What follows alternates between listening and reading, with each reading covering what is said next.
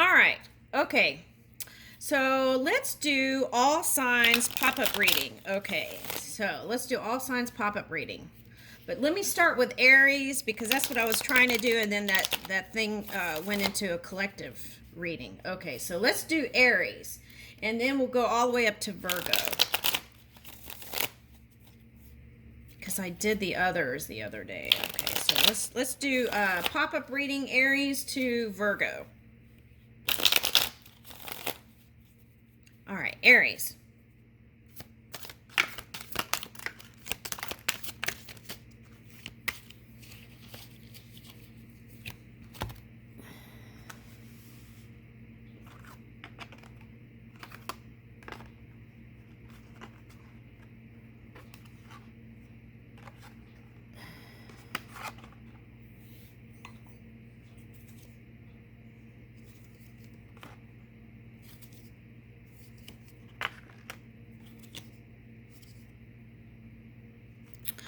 Okay, so what I want to say first is that Jupiter energy is going to kick in, let's see, we're March, April, I think it's May. It might start at the end of April. Anyway, you can access it now. You don't have to wait. The thing is, you want to work on your new ideas, okay? And take your first action steps towards them every day, even if it's baby steps, okay? And that way, you're going to see when that Jupiter energy kicks in, woo, it's going to be fantastic. But you can start doing that now. So do your dream work, vision boards, writing your story, what else?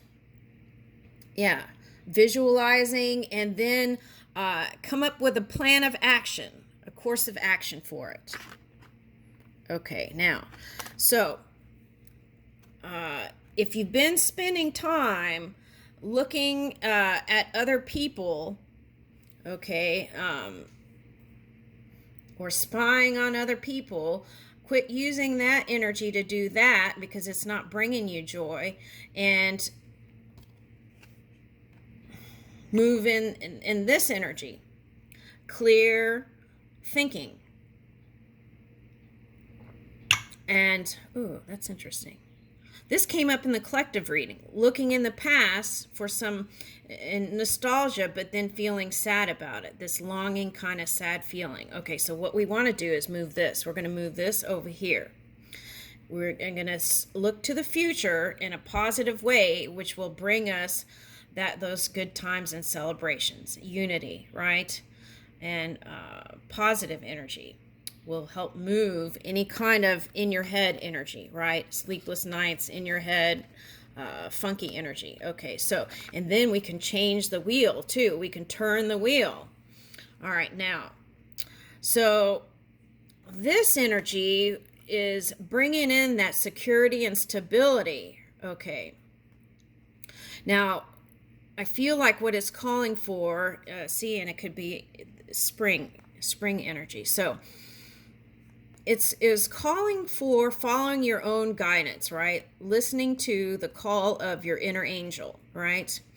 And in that way, you can bring about the success. Now, some of this was, okay,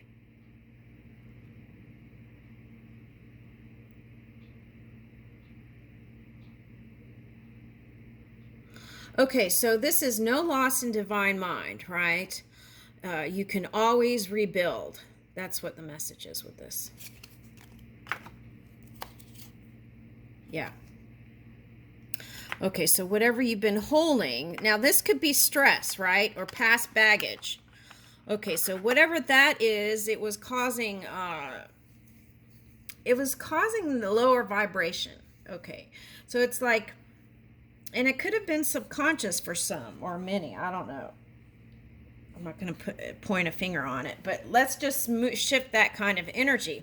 It's the ending of a cycle. Let's release it, right? That's what that's calling for. Let it go. Let it be in the past. Okay, so that's going to bring new clarity. It's going to create space for that clear, pure energy to come in and bring in union, harmony. Ooh, mountains. And it could come in from nowhere, right? It seems like. Okay. And in that way, when the cups of abundance are being offered to you, you'll be able to see it in that connected energy connection. Through that connection, oh my gosh, yes. That's what I'm talking about. So keep on doing that that groundwork, right? Moving towards your dreams and desires. Taking those action steps.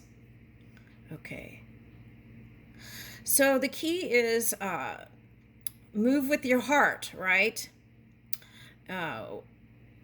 Move with your heart and be willing to show, be vulnerable, right? That vulnerability, showing that open-heartedness is not a weakness. It's a strength because it's showing that you have courage to move forward, right?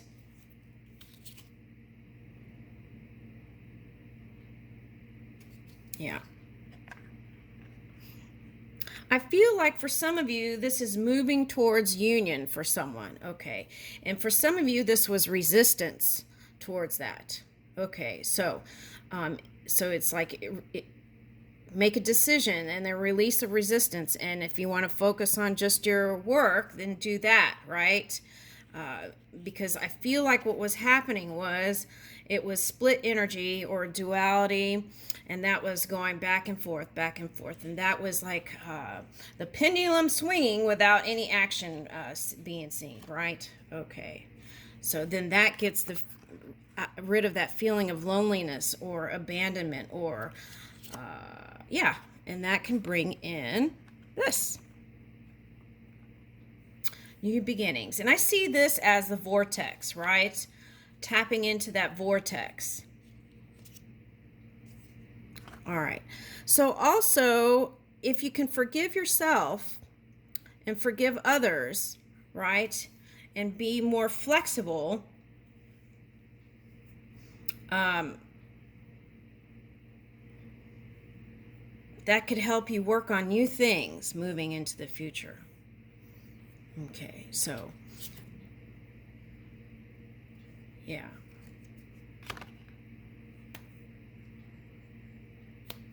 All right, so let's look into this Lovers card. What energy is that? Let's look into that. I think this is just going to be Aries. Okay, so now this energy, there is... Let's see what else. Mercury. Yeah. So it takes action and communication. Open-hearted communication. Okay. Yeah. And this Uranus energy is like reaching for new places through new ways of communicating and getting out of the shell, right? And this energy was like passive-aggressive, right? Passive-aggressive. And, so it was like staying in your shell and then holding whatever emotions in and then attacking, right? And that was going on. So you want to release that if that was you. Okay. All right. So then this is the future.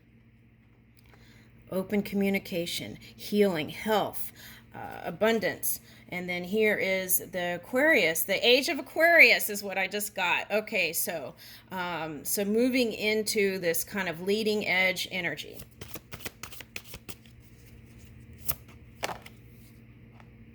Yeah, and that's what was happening. That was not just Aries, it was a collective thing. People not managing their emotions and then causing all kinds of funkiness. Okay, so we're moving out of that. We're aligning that fire with the water. Okay.